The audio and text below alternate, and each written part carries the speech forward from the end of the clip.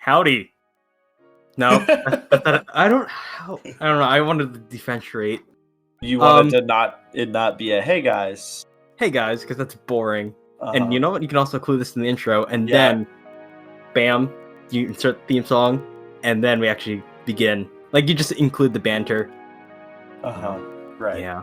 You can also include this, as in, hey, we just watched Citizen Kane, by Orson Welles, and this is also a new segment on our podcast called Not Just Any Book Club Presents I Can't Believe It's Not Literature, or Bookends, an examination of the artistic merits of media of other things that are not literature, and I totally just forgot what the rest of that was. You can just call it Bookends for short. And I do want to say also, really quickly, we didn't just watch Citizen Kane, so excuse us. I just mean like we watched it some time ago, so excuse us if we watched it to prepare for this, but excuse us if we get anything wrong, because it's, It's been a while. I wrote down notes. This is my second time watching it, and this is his first. Right. We also might want to introduce ourselves, because I'm Justin. Howdy. I'm Pierce. And I've seen every movie ever made, and Pierce has seen exactly 0. Okay, I've seen more than 0 movies, but yeah. I would say that I've probably seen a fairly average amount of movies, and Justin, you've seen basically everything. A lot of movies. Basically most things that no one would watch. Yeah, no one my age would ever see. Yeah. Speaking of which, Citizen Kane is considered the granddaddy of all movies. The greatest film ever made, the greatest American film ever made, up there with Vertigo, Godfather. And do you agree, since we're the king of hot takes and bad opinions, do you concede, do you think that Citizen Kane really holds up to that title of the GOAT film? I feel like this is kind of a complicated question. For me, when I watch movies that are old like this, it's not like watching a more modern movie. For me, watching an older movie is more like reading a book, almost. It kind of has that same feeling where there's a lot of stuff underneath that you're really interested in seeing, but I feel like movies nowadays are more about like moment to moment keeping the audience like super invested and having exciting stuff going on a lot of the time. Even in movies that are not even just like Marvel movies, just modern movies have gotten better at kind of keeping your attention at all times. And so I think that its influence and impact can't be understated. Greatest movie of all time, it's probably up there. I can understand why you would say that, but again, I've seen it a pretty average amount of movies. But for me, it's probably not my favorite movie ever made that I've seen. I guess that was a really long-winded way of saying no. Yeah, pretty much. Yeah. The thing is that I don't have the background in film to really like make statements like that, I guess. But for me, I don't think it's the best movie I've ever seen. I could see it. Was this your first black and white film? No. Was this your oldest film? This was my oldest film. The other main black and white film that I've watched that I really, really enjoyed was 12 Angry Men. Oh. Yeah. Did It's a Wonderful Life come before this? I'm too lazy to look this up. I don't know, but I didn't watch that movie. So. Oh God! All right, you really haven't seen anything. Okay. I personally adore this movie, and this is my second time watching it only. And I appreciate it more than I do enjoy it the second time around. The first time was like easily straight up into my top 10 films of all time. Easy 10 out of 10, possibly get 11. But watching it again, I kind of appreciate it more than I do really enjoy it now, because I can barely, relate to the film than I did before, which is kind of a weird thing to say, because this is the film that you're supposed to relate to as, you get older. But it just didn't have that impact on me. But I was able to appreciate the artistic merits some more. Just because I didn't enjoy it doesn't mean doesn't mean I'm blind to the technical innovations, the use of deep focus and all that jazz, which we'll get to eventually. Just to jog your memories, Pierce is about to give a summary of the film. So honestly, to jog my own memory a little bit too. So we open on Xanadu, which is a mansion in Florida, and there is Charles Foster Kane, our titular character. He's dying, and he drops a snow globe and he utters a word "rosebud." And it's kind of a weird, almost surreal series of images. But Yeah. then, Sorry, I'm just gonna interject. I'm not gonna keep on interjecting.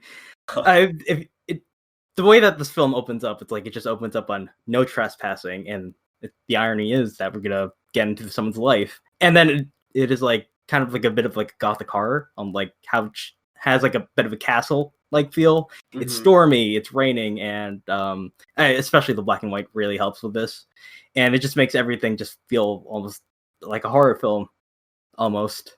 Anyway, keep on going. I'll yeah, let you do your thing. that is actually my stepdad was in the room when we started this movie, and he was talking. He was like, "Wow, are you watching a horror movie?" Like he didn't even know we were watching. Anyhow, so it opens with that with Kane's death, and then we kind of get this really quick news. You find out later it's a newsreel, but you just start hearing about Kane's life, and you see images of the life that he lived, and there's some quotes in there from him. And then it pulls away, and it's a newsreel, and the people working on it aren't super happy with it. So they give one person the task to find out what Kane's final word, I guess, final word meant. What rosebud meant. Right. So this man, Thompson, goes around and he's going to start talking to all of the people from Kane's life in order to get not only understand him more, but try and figure out specifically what rosebud meant. So he goes to try and talk to Kane's second wife, and she turns him down. She says that she's not going to be interviewed. And then so he goes to talk to a man named Mr. Thatcher. Thatcher? Yes, who he talks about the memories of Kane. He specifically goes into the first thing that we see of him is that Thatcher went in when gold was discovered on Kane's parents' property, and so he and the property were sold. And Thatcher was assumed guardian, like he was Kane's guardian, basically. And I think it's important to mention that young Kane hit Thatcher with a sled when Thatcher was going to take him away, take him to the train.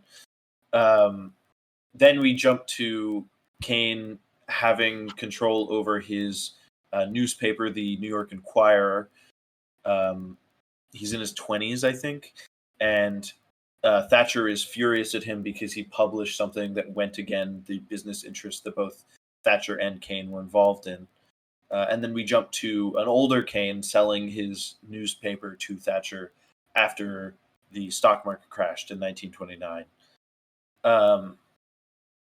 And so after Thompson finishes that interview, he goes to talk to a man named Mr. Bernstein, who recalls and tells Thompson about how Kane hired a bunch of the best journalists from I believe it was a competing paper in New York, to help their circulation.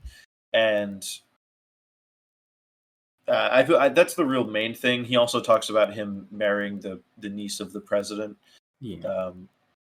And then Thompson then goes to talk to Kane's best friend, but they had some kind of a falling out.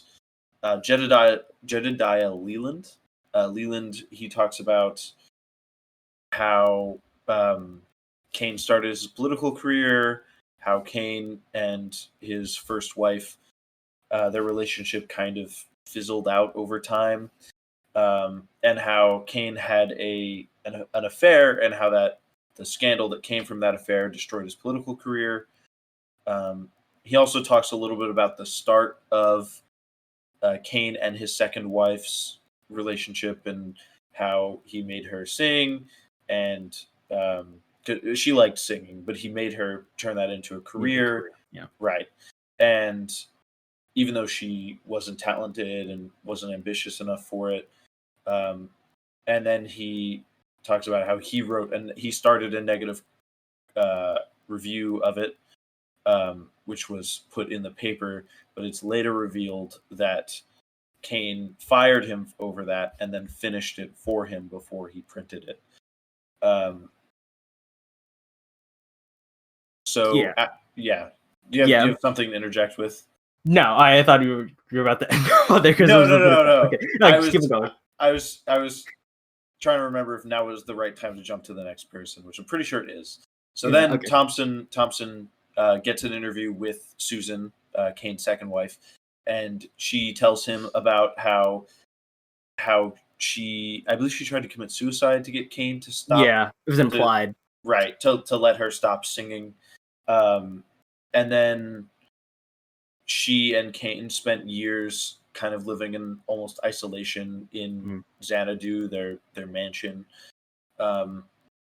And so she leaves him after some time of that.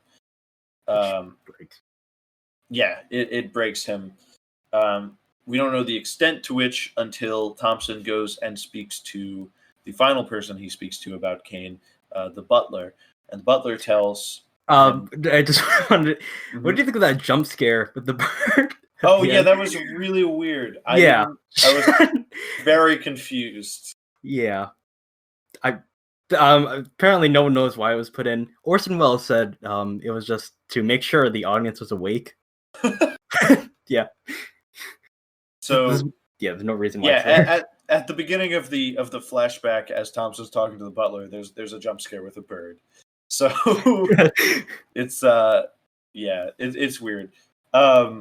But anyway, the butler recalls after directly after Susan leaves Kane goes into her room and tears it apart, pushing things over, tearing stuff off the walls, until he finds a snow globe, and it's the snow globe that he dropped at the beginning of the movie.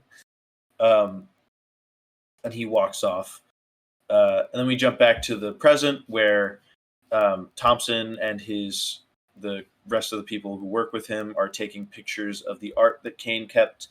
And he's talking to them about what he's found out. He basically says, Kane is piecing together Charles Foster Kane's life is kind of like a puzzle. There's a bunch of pieces, and Rosebud is just one piece that we might never really understand or ever really find.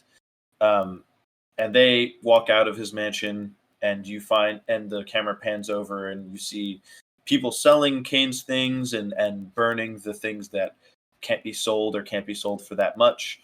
And one of the things that is thrown in the fire is the sled that Kane was playing on the day that his property was sold, and Thatcher took him. And on the front of the sled is the name Rosebud, and then the movie ends. Yeah. So, in case it wasn't apparent, we spoil stuff on this episode. Yes. We figure that with things like this, and for our short story episode that's coming up, we will spoil it in order to really talk about kind of what is, really what the movie or whatever we're doing is about, kind of some of the symbolism and some more of the impact and references and stuff that you can't really cover if you're not willing to spoil any part of it. Yeah, pretty much. So, if you haven't seen Citizen Kane, well, you heard, you know what it's about. Yep. You know what happens. So is there anything like specific that really impressed you? Just, to jump this conversation off. That really impressed me. I honestly, I really liked the performance of some of Charles Foster Kane. I noticed, right? I noticed throughout the movie that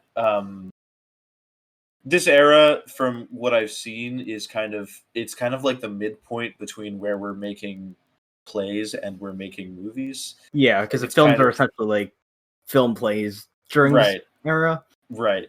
Except this So was one. Sorry, this was like one of the movies where it's like you can only make this as a play. You can. Well, nope, that's the exact opposite. You can only make this as a movie. You can't be mhm, turned into a play.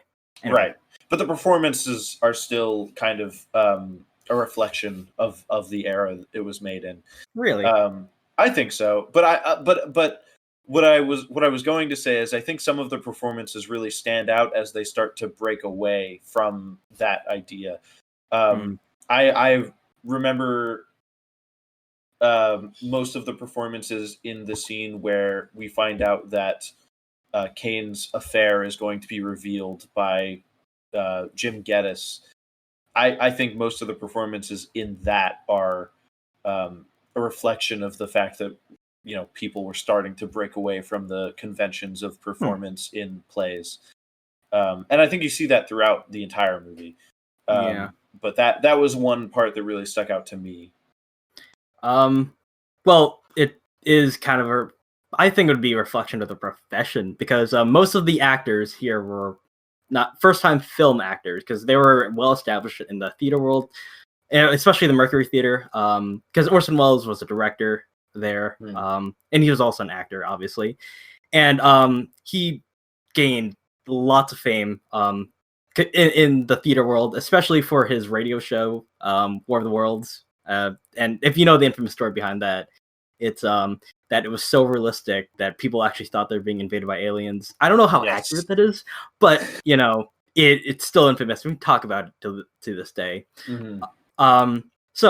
Basically, RKO really wanted Orson Welles to direct something because they thought that his name could be an attracting something that would be useful for marketing and people would flock to see it.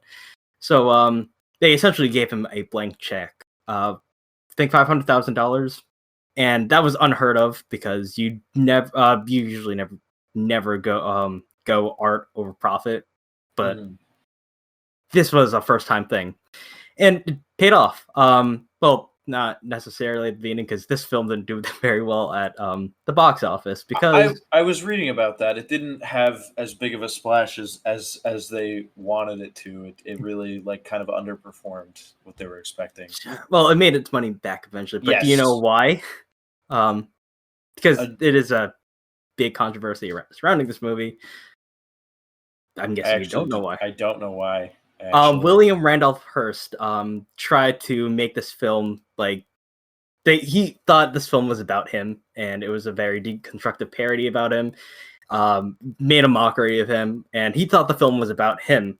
So we Mhm. tried to quell this film, try to smear it. There was essentially like a smear campaign, and actually sued the movie in court for libel. Obviously, he went out, and the movie was able to be shown, and Orson Welles was able to like manipulate the censors so this film could be shown. Like I don't know how aware you are of the Hays Code, which was like the strict guidelines that the films from the 1940s were to not appeal. It was like government mandated rules that what a movie can and can't show. Like Mhm. the bad guy must always be punished. You can't show nudity. You can't kiss for more than 3 seconds. Some arbitrary rules. That's also why westerns were very popular because you couldn't show revenge because revenge was not applicable unless it was a historical setting.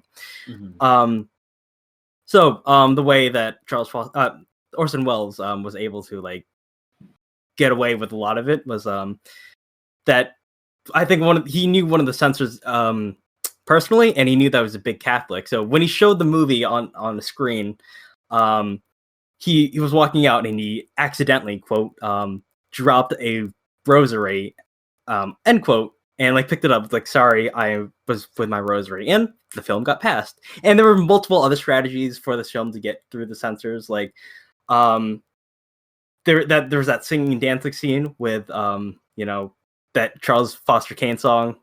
Right. um Yeah. yeah, originally it was supposed to be something a little bit more risque, but basically it's a strategy used to distract the censors by making something so basically inappropriate and then tone it back that the original intention was So it seems reasonable in comparison. Right, door in the face. That's a psychology thing. It's a Yeah, door in the face strategy. exactly that. And there are a couple other things that we don't have to get into because I don't remember them off the top of my head. Mhm. But yeah, essentially he just played the system, and his name really helped him do what he wanted to.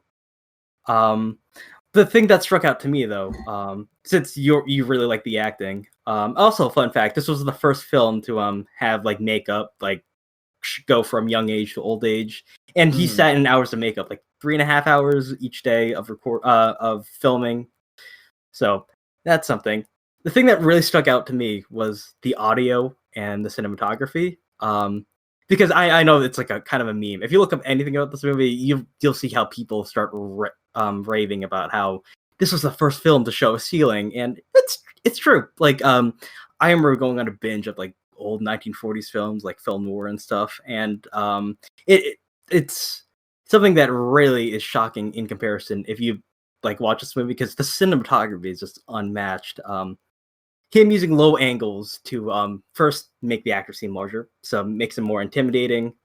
Um, and then you also got to see the ceiling, which the reason why Orson Welles did this was because he actually had no idea how film was kind of made, so he was wondering why there weren't any ceilings. So he made it happen. He is quoted as saying that ignorance is bliss, and that's why he was able to make so many advancements. Like the crew wasn't going to tell him like, "Hey, this is going to cost a lot more than you should want it to." He just went along with it, which is great. Mhm. It's to the film's benefit. What is it? Yeah. There's also. Oh, were you about to say something? I was just gonna say for the cinematography, I did notice, compared to the handful of other movies and shorts in black and white that I've seen, um, I did notice that there were more shots that I feel like I would see in more, modern movies. Yeah. Um, there's the shot in the same scene I was talking about before with Jim Geddes where he's running down the stairs. Mhm. That I feel like I wouldn't see in any other black and white movie. Um, there's a bunch of over the shoulder shots that I don't remember seeing in any other black and white movie that I've seen. Um, I know there was also a high angle shot when Thompson first came to talk to Susan, which Yeah. I Yeah. guess When he's walking down. Yeah. was to make her seem smaller. I would guess. Yeah. Um, so yeah. Yeah. Yeah, you're exactly right about that. I don't think it was the first film to do that, but it was the first film to make that really apparent, and it made cinematography at the forefront. I forgot who the cinematographer was, but Orson Welles was the one that really wanted this to happen. Um, there's also the use of deep focus, where something can be happening in the foreground that is just as interesting in the background, such as that scene with him actually with the parents selling off the Charles. Like you could see him in the window, Right. and Hmm. yeah, and it's like I still have not seen anything like that. I've seldom seen any film use the foreground as much as the background. The only other director I can think of is Akira Kurosawa, who was able to use stuff in the background and use movement as a way of actually telling the blocking of the actors, like how they move, in Hmm. terms of like how to tell a story. Oh. Um, and you can also see this as like a motif throughout. How he stages actors to trap actors within actors, which I still have. I This is why I kind of prefer the way that older films are directed. At least, it's because the film it each scene. I don't know the average shot length per scene, but Hmm. um, there were some really long takes, and I was really surprised. At least my first time watching this, like to see how long each take took before they cut away to do another take or anything like that. And obviously that is like a staple of theater. You have to get everything in one take. Um, Hmm. yeah, and like how it's able to the camera is dynamic and is able to change from a medium shot to a long shot to a short shot or like a close up, all within like gives all within the same take. The camera was moving. Again, I keep referring to the scene with them selling off Charles. How they went from the window all the way to like the living room. The table was a pull away, and then when it appeared in frame, they pushed it back, to have an illusion. Anyway, I just really like the cinematography of this film. Anything else to add to that? No, I mean the cinematography was certainly good. It was definitely something that I noticed, although I obviously don't have all the details that you just gave.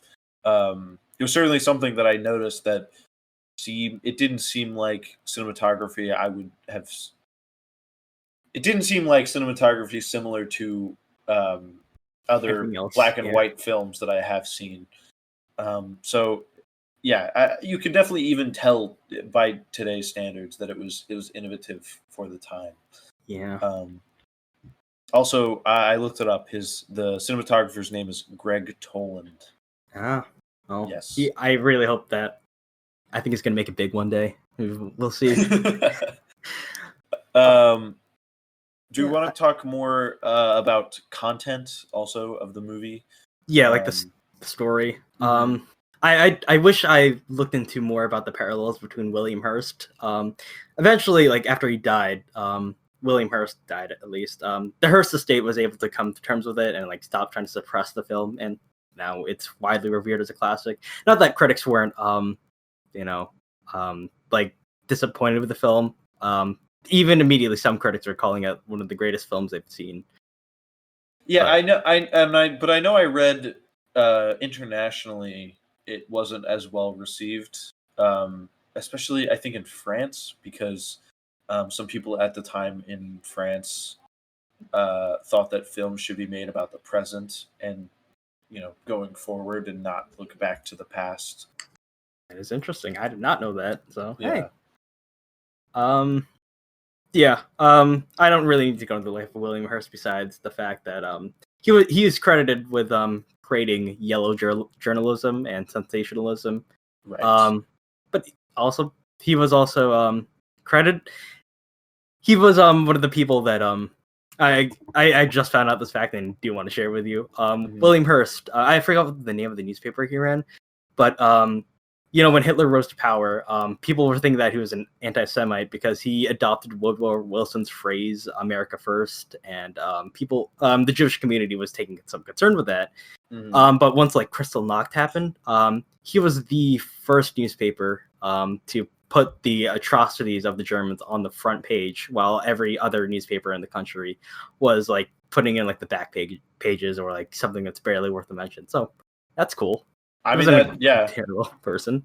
That is interesting, especially the most of what we hear about when I learned about like yellow journalism in school. When I first learned about it, it was about like the Spanish-American War and how it was super sensational about that for like very little reason, and so it's often put in a bad light, and so is William Hearst. So.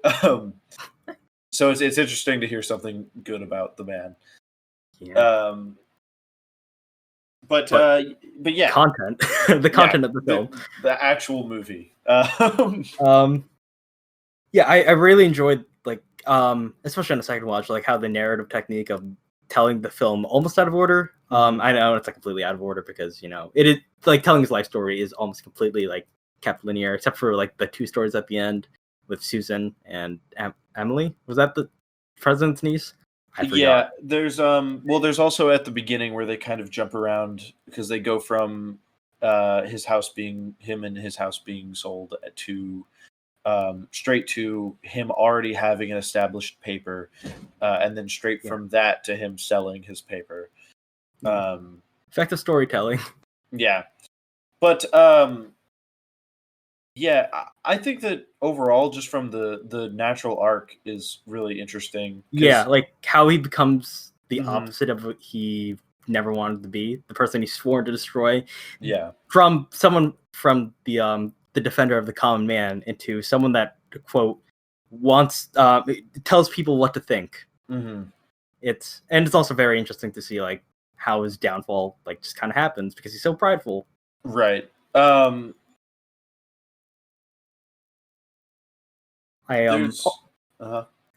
okay. I also found it interesting, like how how the film uses these flashbacks through the perspective of quote unreliable narrators. It's like how you keep him at a distance. You never really get a close up of him, except at the very end when he, has that mental breakdown. Right. He becomes like an enigma. Like you really don't know much more about him than you do at the beginning, even though you have an entire news reel about his life. You know his story, but it's like you never get to know him personally. And I feel like that's how he felt throughout life. It's a nice narrative technique. And I think the movie itself is just a really interesting character study.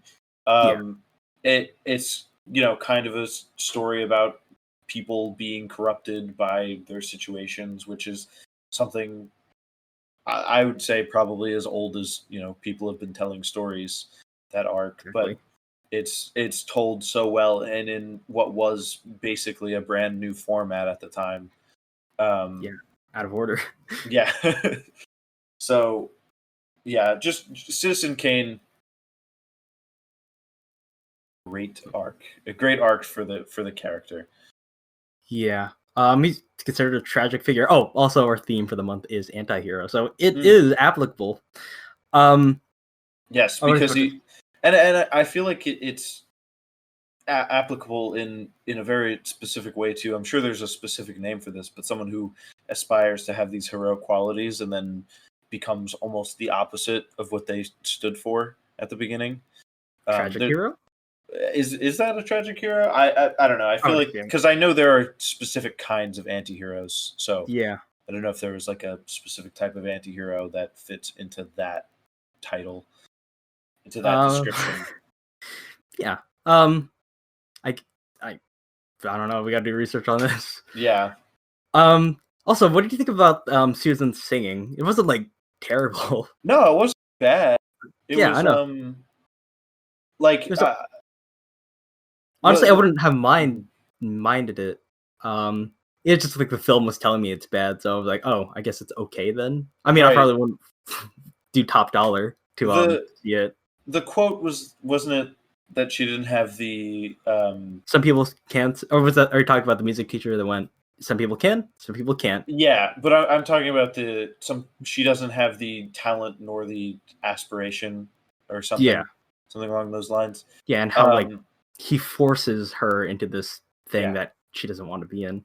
Also, her first scene, it wasn't until I watched it again where I noticed that she was on cocaine when she got the toothache. She was walking out of like the drugstore and she starts giggling and holding her tooth, and it didn't occur to me until the second watch where I was like, oh, she's on cocaine. And then I read something about how that's supposed to feed into her and Kane's relationship. Which is that neither of them are themselves when they first meet. Like she is giggly and bubbly, and she almost can't take him seriously because he got mud all over his suit. And he is this very serious figure at the beginning to be like this hero of the people. And then as time goes on, he becomes serious in a different way. And she is not this like giggly, bubbly, naive girl. She's kind of the thing that I read called her shrill. I don't know that I would say that, but she's definitely more like childlike. Or well, okay.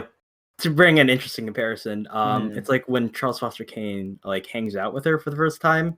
You can tell like they're playing games with each other. Like Charles Foster Kane is like making some like shadow puppets on the wall, and just like goading her a little bit and like making her laugh. And I think that is like the one time that Charles Foster Kane like gets to be childlike and happy, something that was robbed from him from his youth.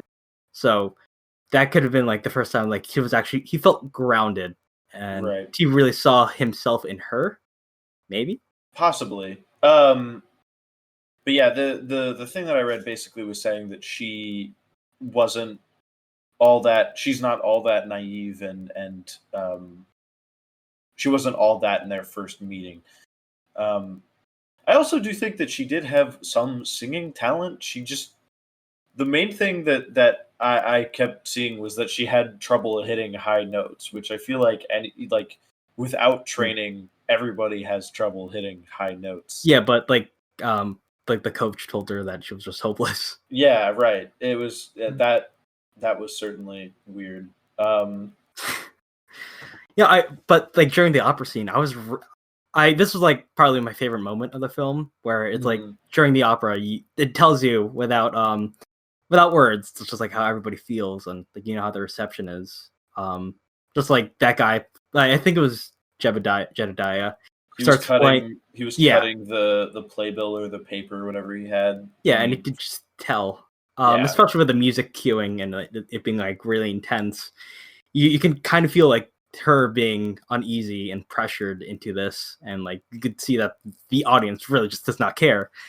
And you can see on Kane's face, he looks like controlling and almost scary. Yeah, especially that clap. The lone clap is really sinister. Plus, props to the audio department and like how I think this is also owed to Orson Welles, like how he was able to play with sound, because it doesn't really sound like it was recorded on a set. Well, it was recorded on a set. It just wasn't ADR'd or anything like that. Like the clap, you can just feel like how echoey it is and like how it is overpowering everybody else's clap. Right. That was probably the most powerful moment of that scene. And then also at the end with him walking around in Xanadu, with the jigsaw puzzle, you can tell the audio is like all echoey and distant. Like they would have to speak up to talk to each other, which tells you without really saying anything that like how alone and isolated they really are. Which again, interesting. Also, it was also the first film with overlapping dialogue, I believe, which really helps to the verisimilitude of the film and like makes it feel like you're really in there with them, like it's an actual thing that's playing out. Yeah. Yeah, that's all I got to say about the audio. Yeah. What other scenes do you think? The marriage, the table, like how basically just implies in between the lines, it's like the marriage is falling apart, and like you see at the end, it contrasts with the beginning of that scene or that montage where they're just sitting on a table, they're really close together, but at the end it's farther apart, and it does it through a montage. I believe that was the first scene filmed too, so yeah. That's all I got about that. Okay.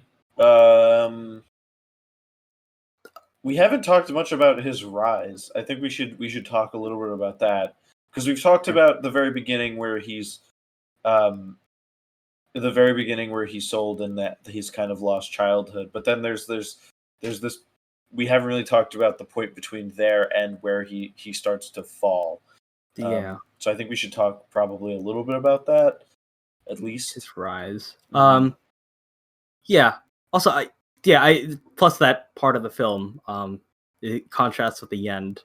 Because I actually found out like this film is a little bit funnier than I remember. Like the score is all a little bit like all jaunty. Yeah. What happened during his rise? You could fill me in on that. I mean, he just, he started the paper. He has these lofty goals of being kind of man of the people. And then he becomes, his paper doesn't become more and more like sensational, and then he wants to run for office in order to bring down the boss. Yeah, the pit boss, the political machine, basically. He wants to bring it down in New York. Yeah. And he gets stopped, and from that point on, he's that's the fall that we've kind of already discussed at length. I mean, I don't really think that there's a ton to say about him other than he's like generally seems to be a good person and wants to aspire to not become like the people around him. He wants to help people and be the man of the person that he was supposed to be before he was completely abandons that. Right. Well, I was saying he kind of aspires to be the person he was meant to be before his parents, gold was found and everything was sold off and all that. Yeah. What that election scene reminded me of? What did it remind you of? Yeah. Well, there's a lot of lock that his political opponents up at rallies, and there's that picture of him behind him, Yeah. which, and I have to say that it reminded me a lot of Trump. Yeah. I think speaking of that, we could move on from some more content stuff into something a little more interesting. This is one of Trump's favorite movies. Yeah. There's a video of him that analyzes Citizen Kane, and I've heard it's tone deaf. I haven't really. I mean, I saw this a while ago. I haven't really given it much thought since then, but it's out there. So if you look up Donald Trump Citizen Kane on YouTube, you'll be able to find it. Yeah, it's certainly interesting. From what I read a little bit about this because you told me about this before we started recording. It seems like he thinks that the movie is mostly a story about like how money isn't everything, and I said this to you before we started recording again, but it feels like that's just something the movie kind of accepts as true, like very early on, and then the rest of the movie is like what the movie is actually about. In the beginning, it's almost like the very beginning when we see Charles Foster Kane at like in his 20s, and he puts out that article about that attack the business that he's in with Mr. Thatcher.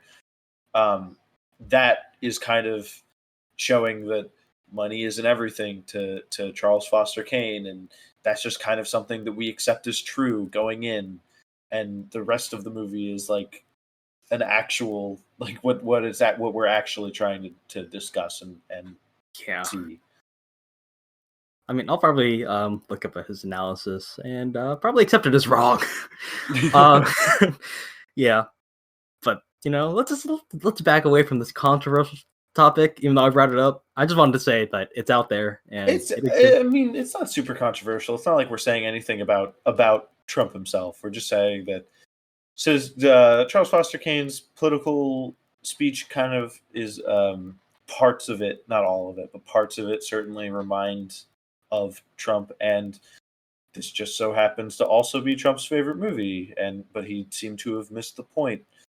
But no, that not even saying anything about the man himself or his like political ambitions and everything like that. Just we're really trying hard to appeal to everyone here. Favorite movie.